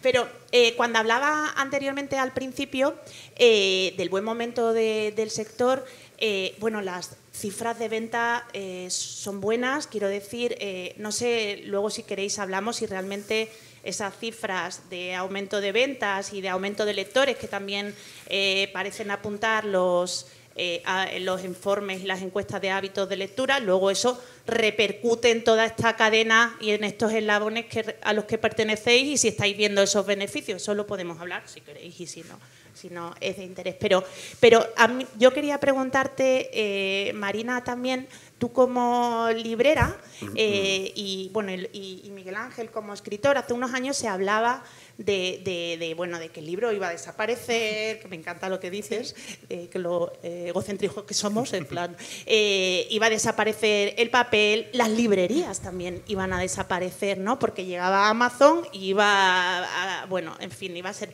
Y lo cierto es que yo veo las librerías más llenas que nunca, ¿no?, por lo menos en la ciudad, ¿no? Entonces, ¿qué se ha hecho bien para que se reivindique ese elemento de proximidad, ¿no? Y se contrarreste un poco esa hiperconectividad, que a lo mejor es uno de los factores que están favoreciendo? Vale, yo cuando hablábamos sobre la charla pensaba, ¿qué se ha hecho bien? Digo, me encantaría ser capaz de decir, es que hemos hecho bien esto, o sea, voy a hablar coloquialmente, no espero que no estés hablando, somos la leche. Error. Lo que ha pasado es la historia. O sea, la historia nos ha dado una pandemia, y la pandemia es un punto de inflexión no solo en el sector editorial, sino en todos los sectores empresariales. ¿Por qué? Porque la gente descubrió una cosa importantísima, que luego podemos hablar de lo siguiente, y es que tenemos una memoria de pez. Las cosas malas y terribles, por fortuna, a menudo se nos olvidan, ¿no? Pero mientras estábamos encerrados en casa, descubrimos que además de la lectura, que mucha gente volvió a la lectura porque acabó harta de pantallas, lo que necesitábamos y echábamos de menos era nuestro tejido social. La gente que visitaba los comercios echó de menos los comercios, y la gente que estábamos detrás del mostrador comprendimos que eso era una gran oportunidad para ponernos las pilas, y vuelvo un poco al hilo de la conversación, y sumarnos a ciertos espacios que habíamos considerado vetados para el pequeño comercio y en concreto para las librerías independientes, como la web. Todos tus libros existía ya de antes, yo no sé si la conocéis, pero si no os invito a que visitéis esta página, que es una página que compartimos un porcentaje muy grande de librerías independientes, y es una página que permite consultar el stock en el momento de un título en una determinada librería. Yo me quiero comprar una edición concreta del Quijote sin registrarme, sin pagar, sin nada. Entro en todos tus libros y puedo ver dónde está e ir a por ese libro si no quiero comprar a una gran cadena o a una gran superficie. Gracias a la pandemia, Todos tus libros sumó una nueva opción, que ya estaba en beta, pero que ahí se acabó consolidando, que fue que además podías comprar el libro online. Con lo cual, la red de librerías se fortaleció. Otra cosa que hicimos bien, que yo creo que esto sí que no lo hacen todos los sectores, ser generosos como compañeros. Porque para que esta página pueda funcionar, yo estoy compartiendo el stock de mi librería con todas las librerías que están asociadas. Estoy poniendo por delante al cliente, al lector. Le estoy facilitando la posibilidad de que no vaya a una gran superficie. Y en paralelo a eso, la red fue un excelente mostrador, un excelente espejo para que yo pudiese enseñar al mundo lo que estoy haciendo físicamente en mi tienda. Que esto lo hablaban antes en la charla con Eva y los otros directores de feria del libro. Yo he recibido en mi librería muchísima gente que ha sabido que existo gracias al escaparate online, ¿no? Entonces, creo que la pandemia fue un momento terrible, pero que si tuvo una cosa buena fue que despertó en el público la necesidad del factor humano, tanto en una librería como en una panadería, y en los comerciantes quitó vetos, porque hasta ese momento yo creo que pensamos muchos que la web, la red, estaba vetada y era solo para las grandes cadenas y para plataformas online como Amazon. Entonces, en ese sentido, yo creo que eso es lo que hemos hecho bien. Ahora, si hablo de mi librería, yo tampoco veo que sea un momento tan boyante. Veo que es un momento de supervivencia. Luego os cuento otra cosa. No sé si tenéis algún apunte en este tema. A ver, la pandemia es verdad que ha cambiado muchas cosas. A mí una cosa que me sorprende es que casi no hay literatura de la pandemia. Es una cosa un poco rara, ¿no? Ha desaparecido de nuestra memoria colectiva, es una cosa extraña, ¿no? Yo participé desde European Writers Council en 2 estudios sobre el impacto de la pandemia en los escritores y te puedo asegurar que no fue bueno, ¿vale? De hecho, el primero se llamaba El invierno de nuestro descontento, en alusión a Shakespeare, ¿no? No fue bueno porque de repente es verdad que la gente empezó a leer, no necesariamente pagando, ¿vale? De hecho, muchas editoriales, porque sí, dieron títulos gratis, ¿no? O Internet Archive, que son el archivillano de todo este asunto, se decidió que era un servicio público piratear libros y ofrecerlos, ¿no? Pero es verdad que algunas cosas se han hecho bien. Las librerías son sitios ahora mucho más abiertos, es verdad, más divertidos, las bibliotecas también, más divertidos, más abiertos. Otra cosa que no es culpa de las bibliotecas, sino del Estado español, es que no paguen suficientemente por la lectura de los libros autores y editores, pero bueno, ese es otro tema. Y luego hemos hecho bien pues que tenemos un acervo de escritores maravillosos y que se sigue editando a Kafka, se sigue editando a Cervantes, a Shakespeare, y además hay muchos escritores vivos o medio vivos, como en mi caso, que hacen cosas muy interesantes. Entonces, es una herramienta cultural y de crecimiento tan poderosa, probablemente la más poderosa que tenemos, que sobrevive y es verdad que acechada pues por eso, por series y por muchas otras experiencias de scroll infinito y tal, que al final se comen el tiempo de la gente. Y eso es el peor enemigo de la literatura. Volviendo al tema de los derechos de autor, que además creo que ahora mismo estamos viendo, sobre todo en Estados Unidos, ¿no? En una serie de contiendas judiciales que pueden marcar seguramente pues, cómo van a retribuir las grandes tecnológicas a estos autores que han robado sus obras, ¿no? Absolutamente. Literal. Y ahora están empezando a darse cuenta de que igual no les sale gratis, porque bueno, ya ha habido un principio de acuerdo para evitar un juicio, creo que con Claude, ¿no? Anthropic. Con Anthropic, que era Claude, ¿no? Creo, sí. Y no sé si eso apunta también por dónde va a ir el futuro, pero ¿cómo estáis defendiendo, tú que perteneces a un colectivo, cómo se están defendiendo los derechos de autor y cuál realmente, de una forma, digamos, posible, se pueden defender? Vale. Bueno, vamos a ver, yo primero ya no estoy activamente en eso, soy presidente de honor, que es lo mismo que ser jarrón, pero es verdad que yo en mi mundo particular, yo sigo yendo a debates, doy conferencias. Cuando he dicho que soy ludita no es cierto, lo que pasa es que no me gustan las cosas que se hacen como en el salvaje oeste, simplemente. Entonces, si tú coges mi trigo gratis, lo mueles, haces harina y luego haces pan y lo vendes, perdóname, me tienes que pagar el trigo. Es que es bastante fácil de entender esto, ¿vale? Los acuerdos que están llegando, bueno, aquí hay una mixtura de buenas, malas noticias. El acuerdo de Anthropic son 1.500 millones de dólares, que parece mucho dinero, es el 0,84% de su facturación. No va a remunerar a todo el mundo, solo a los que han plantado la denuncia, los plaintiffs. Y eso es en Estados Unidos. En el Reino Unido acaba de salir una sentencia muy negativa para los intereses de los artistas.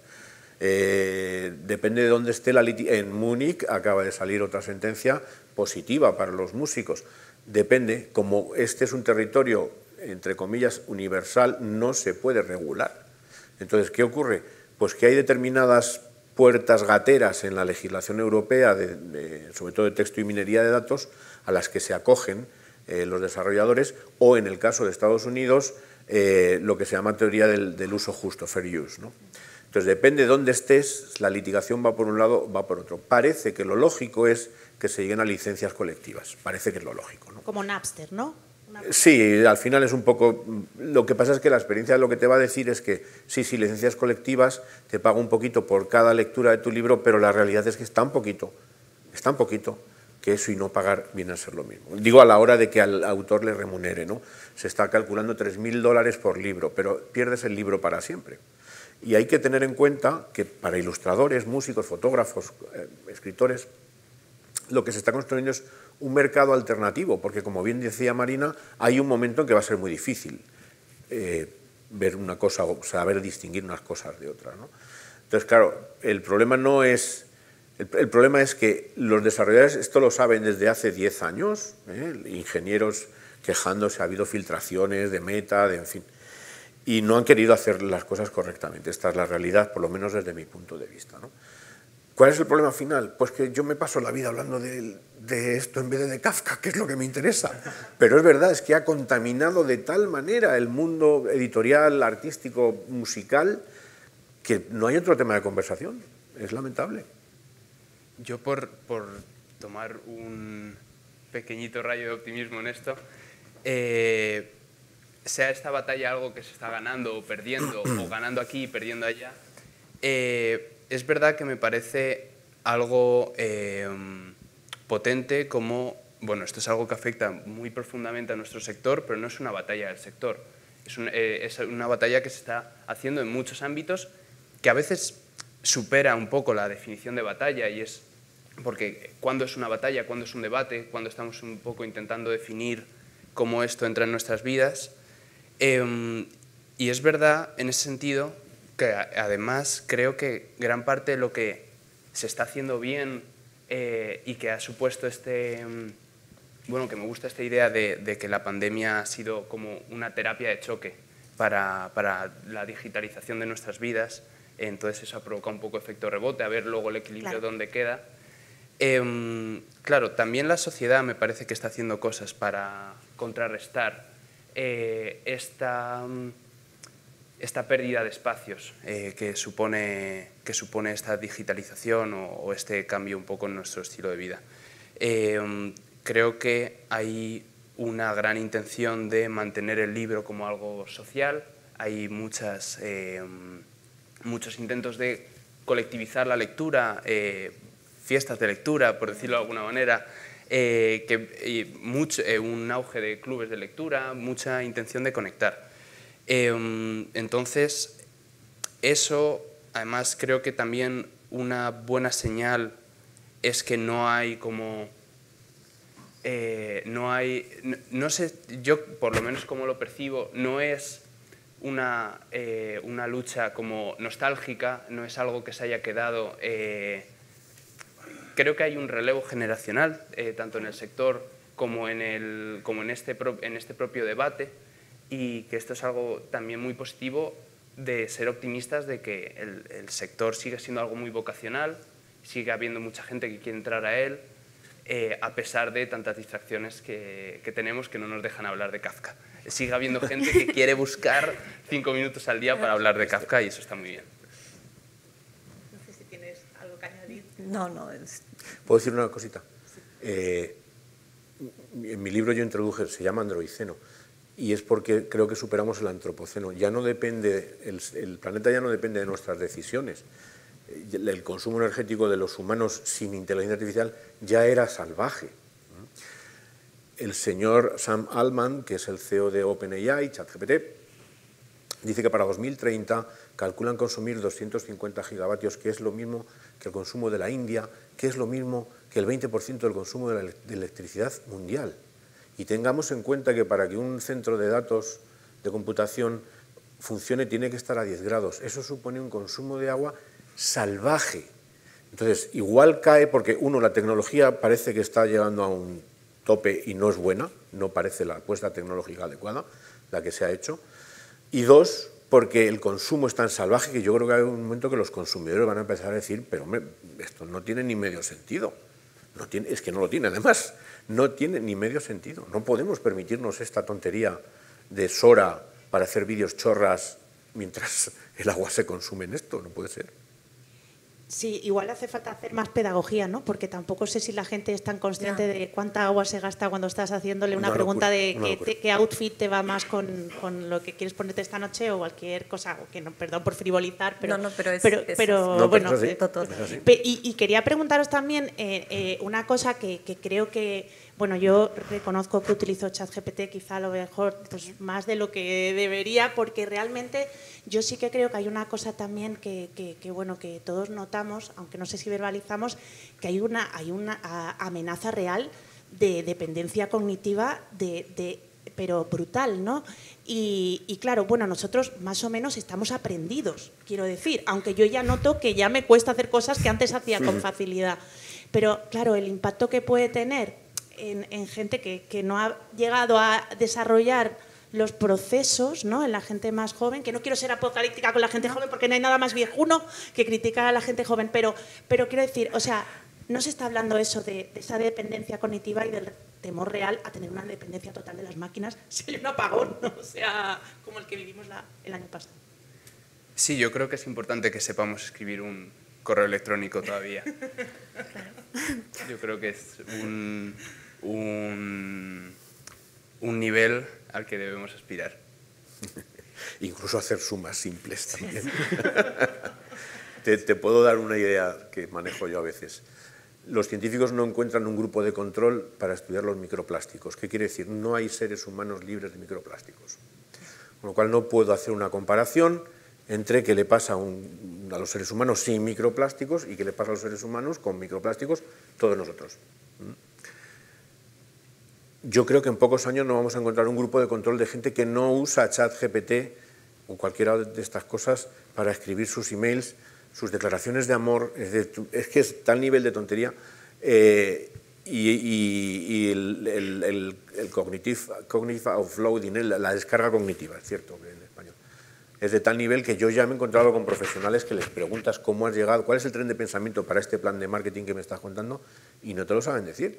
Entonces, es que profesionalmente ni siquiera es buena idea, ¿no?, hacer esto. Yo creo que hay que mantener la gimnasia mental. Yo no sé cuánto va a afectar esto al Alzheimer en el futuro, pero apostaría a que bastante.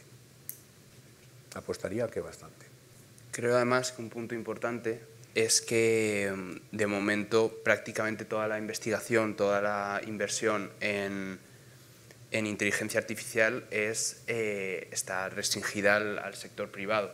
Entonces, el interés y lo que se está desarrollando es el interés privado y por lo tanto no estamos pudiendo utilizar estos litros de agua consumidos y esta electricidad que puede equipararse a la de la India dentro de unos años, no lo estamos utilizando para las promesas utópicas de qué puede hacer la IA por nosotros, o por lo menos no estamos haciendo tanto como podríamos.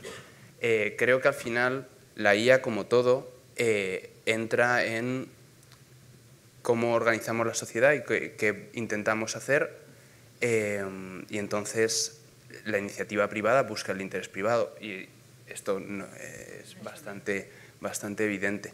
Entonces, también con cuestiones como estas de regulación es como yo creo que podemos encontrar la oportunidad para que esta inversión y este avance termine dirigiéndose incluso a suplir estos efectos negativos que está provocando. Ojalá. Hay esfuerzos públicos. España está desarrollando una inteligencia artificial pública. Si preguntamos a algunos que yo me conozco, tendríamos algunos problemas sobre el uso de textos con copyright. Tendríamos algunos problemas. En Suiza se ha hecho también, pero también está contaminada por el uso de textos protegidos con copyright. Es decir, que es verdad que como no solo es el tema de moda, es la inversión de moda, es que se lo come todo. Y cuando digo todo es, mis 2 años de presidencia hemos dejado de hablar de cómo son las condiciones sociales de los escritores, por ejemplo, o de los artistas en general, en la Unión Europea, que son deleznables, porque tenemos que estar constantemente batallando con esto. Y eso lo hemos hecho junto con los libreros, junto con los editores, junto con los ilustradores, músicos, todo el sector cultural en todo el mundo está en una batalla constante contra gente que tiene dinero infinito. Hacer lobby sin dinero es bastante difícil. Hacer lobby con los bolsillos de Google supongo que es un poco más fácil. Y como particulares, o sea, yo puedo, por ejemplo, para protegerme, poner todas las herramientas que veo de no permitir, usar lo menos posible, pero yo tengo que estar en la web y mis imágenes tienen que estar allí para mí. Entonces, siento como que no tenemos herramientas, y eso que tú antes decías, de que es un sector así que donde toda la inversión y todos los beneficios, pero esos beneficios se quedan en unos pocos y no revierten para nada. De hecho, incluso son las empresas que más están despidiendo, por lo tanto es cero creación de empleo. Y si nos dicen que el futuro del empleo es poner datos en una inteligencia artificial para entrenarla, es que vamos a ser una sociedad muy enferma a nivel mental, porque lo que es el propósito de tener un trabajo que hace algo para los demás, o que, bueno, lo que era el trabajo alienante de no saber que estabas construyendo un coche y ya se veía en su momento cuáles eran los problemas de ese tipo de trabajo, es que vamos a ser una sociedad muy enferma. Eso es lo que a mí me genera ese apocalipsis interior. Y teniendo una hija de 15 años, por eso también. Marina, la integrada, si ahora es el momento de hablar para que no nos a ver, yo tiremos por el... Estaba pensando, ¿qué digo? No, es un tema tan vasto, grande, que yo lo que puedo decir aquí, olvidadlo a los 2 segundos, porque no sé muy bien de lo que estoy hablando. O sea, puedo hablar de librerías, puedo hablar de libros. Cuando me preguntáis por inteligencia artificial, todos estos datos que barajamos, los puedo haber leído por ahí. Entonces, me puedo pronunciar, pero no será ley. Ahora, cuando hablábamos del tema de los autores, estaba pensando, de hecho aquí va, que no será ley, que la primera regulación de derechos de autor no tiene más de 5 siglos, ¿eh? O sea, hace 5 siglos no había una ley que pagase a los autores, porque pensamos también que es que venimos de una larga historia de que el autor sea reconocido. Error. Digo que no es el siglo porque sé que es con la reina Ana en el Reino Unido cuando se hace esta primera ley, pero ahora mismo no me acuerdo si es siglo XVI o XVII. En realidad... 1620. Siglo XVII, entonces. Venimos también de una parte de muchísima oscuridad, quizás con una estela de un poquito de luz, y ahora tenemos miedo de sumirnos en una parte de gran oscuridad, que yo no digo que no. Pero siempre que me preguntan por la inteligencia artificial, yo la comparo con la evolución del transporte. Cuando los primeros trenes empezaron a funcionar, había gente que no se quería subir porque se pensaba que iba a morir. Y seguramente hubo gente que se murió, porque el susto de la velocidad le dio un infarto al corazón. Cuando los primeros aviones empezaron a volar, que ahora sabemos que son terribles para el medio ambiente, había mucha gente... Bueno, yo no me quiero subir ahora mismo tampoco, en el siglo XXI, ¿no? Me daba miedo. Pero inevitablemente el progreso se ha ido incorporando. Entonces, yo me pregunto, ¿estamos peor ahora que antes, que hace 5 siglos? ¿No? Esto Luis lo dice mucho, ¿no? Lo de Leibniz, ¿vivimos en el mejor de los mundos posibles o no? Porque, sinceramente, yo creo que sí. Con todo lo que hay de horroroso, que no lo estoy descartando. O sea, no me gustaría que nadie pensase que soy una persona naif, que lo veo todo maravilloso. Por supuesto que no. Afortunadamente hay gente capaz de ver las cosas con más criterio y de ver las sombras y luchar porque no existan. Pero es que nosotros vamos a pasar y esto va a seguir. O sea, es posible que estemos en un momento de crecimiento excesivamente acelerado, pero no se va a ir. O sea, no se va a ir. Y también pensaba, hay un libro maravilloso de un autor coreano, ahora no me acuerdo el autor, yo soy así, que se llama Ya nadie escribe cartas, que está publicado por Siro Editorial, que os lo recomiendo muchísimo.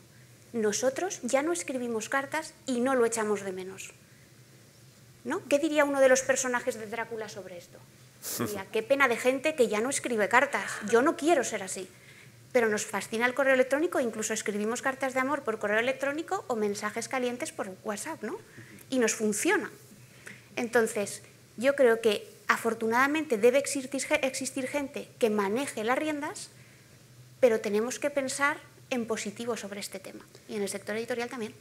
Yo en ese sentido creo que soy más optimista sobre la respuesta social frente a la inteligencia artificial que sobre la propia inteligencia artificial, mientras se mantengan las condiciones en las que se produce este crecimiento. También creo que hay una idea muy interesante. Es verdad que el crecimiento tan masivo económico y en todos los ámbitos ha supuesto una gran mejora. Creo que hay un debate en si ese crecimiento tiene un tope, si hay un momento en el que realmente más crecimiento y más consumo va a seguir replicando la mejora en calidad de vida que ha supuesto en los últimos siglos. Pero bueno, en ese sentido, este pequeño optimismo al que yo me quiero aferrar, más allá de qué maneras el ferrocarril al final triunfe, o nos subamos o no, y cómo puede terminar mejorando nuestras vidas la inteligencia artificial, creo aparte que al igual que con la pandemia, al igual que la revolución industrial supuso una empeora de calidad de vida, pero hubo una respuesta obrera, creo que la inteligencia artificial también pone sobre la mesa muchas necesidades de nuestra sociedad, como qué pasa cuando de repente se automatizan procesos y hace falta trabajar menos, cómo vamos a regular sobre esto, qué pasa cuando... Claro, también hay un debate sobre la distribución de los ingresos y de los beneficios, que yo creo que esto va a poner más sobre la mesa de lo que ya está. Bueno, ya sé, me ha hecho una señal Federico, tenemos que ir acabando. No sé si queréis decir una última cosa en cuanto a el futuro del sector o qué se puede hacer, qué podemos pensar para seguir resistiendo, ¿no? Podríamos decir. Seguir escribiendo. Ayer salió mi último libro de poemas. Creo que es ligeramente mejor que uno hecho por ChatGPT. Confío. Vamos a ver, yo venía a una cosa que era el placer de editar, y es verdad que es un placer sacar un libro a la calle, es una sensación maravillosa. El famoso unboxing ¿no? Es muy bonito esto. Pero yo quiero simplemente, para terminar, pasar un poco de inteligencia artificial, porque no se trata de estar en contra de la lluvia, sino de la lluvia ácida, ni del capitalismo, sino del capitalismo sin fronteras y salvaje. Yo creo que hay que regular y hay que luchar, y alguien tiene, como decía Marina, intentar luchar contra las sombras. Yo suelo decir una frase muy chorra que es: en nuestra eterna lucha contra las sombras, el último que apague la luz. Bueno, pues si yo soy ese último, pues ¿qué vamos a hacerle? Pero por lo menos lo voy a seguir intentando. Pero el placer de editar viene a veces por el placer de escribir, y si estamos hoy todos aquí es porque Kafka alimentaba su insomnio y así su tuberculosis para poder escribir, y porque Emily Dickinson se encierra en su habitación a escribir maravillosos, entre comillas, poemas sobre la muerte y la trascendencia, y se dedica a parlamentar con sus invitados a través de la puerta, y Proust hace lo mismo y se acuesta. Hay un placer de escribir, hay un placer de leer, hay un placer de editar, hay un placer de hacer ilustraciones, de corregir y de dejar un libro pulidísimo, y de traducirlo y de venderlo y de leerlo.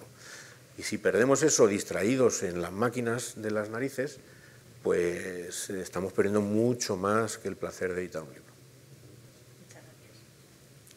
Yo creo que a esto lo único que puedo añadir es que lo seguimos haciendo porque el arte eleva al ser humano, y por lo tanto, en un momento como este, en el que personalmente creo que nos estamos sumiendo en la oscuridad, elevarse o intentar elevar es de lo mejor que podemos hacer. Bueno, yo creo que está muy bien lo que hemos hecho hoy y que haya foros como este para trascender el tema, ¿no? Pero pienso, por un lado, que no podemos olvidarnos de que la inteligencia artificial, al fin y al cabo, la hemos inventado nosotros. O sea, es algo humano porque sale de nosotros. O sea, no es que nos haya caído del cielo en un meteorito. Y por otro, que de la misma manera que está bien abstraerse, está bien vivir la cotidianidad y el día a día y tampoco volverse locos, ¿no? Y en ese sentido, para mí, el mayor reto es que la gente entre en la librería. No la gente que siempre entra, que para mí es otro reto, estar a la altura del cliente habitual, sino conseguir que quien no entra nunca a las librerías entre. Y en ese sentido yo creo que cualquier elemento que nos rete, lo hemos vivido nosotras dos con el tema de las fiestas de la lectura, es bueno. Así que yo lo único que diría aquí es que además de venir aquí, que está genial, vengáis a las librerías. Y bueno, yo creo que el sector del libro tiene una oportunidad especial, siendo que el libro es una forma de lanzar mensajes. Creo que el sector tiene que asumir la responsabilidad de ser una industria que lance mensajes por sí misma. Entonces, creo que esta reflexión es importante que se traduzca en cómo organizamos el propio sector. y que eso por sí mismo ya es un mensaje. Pues muchas gracias por todas vuestras opiniones. Yo creo que hay que seguir reivindicando el humanismo, ¿no? Entonces, a tope. Y, por supuesto, seguir visitando las librerías, seguir escribiendo y seguir leyendo. Muchas gracias a todas y a todas por la atención. Gracias.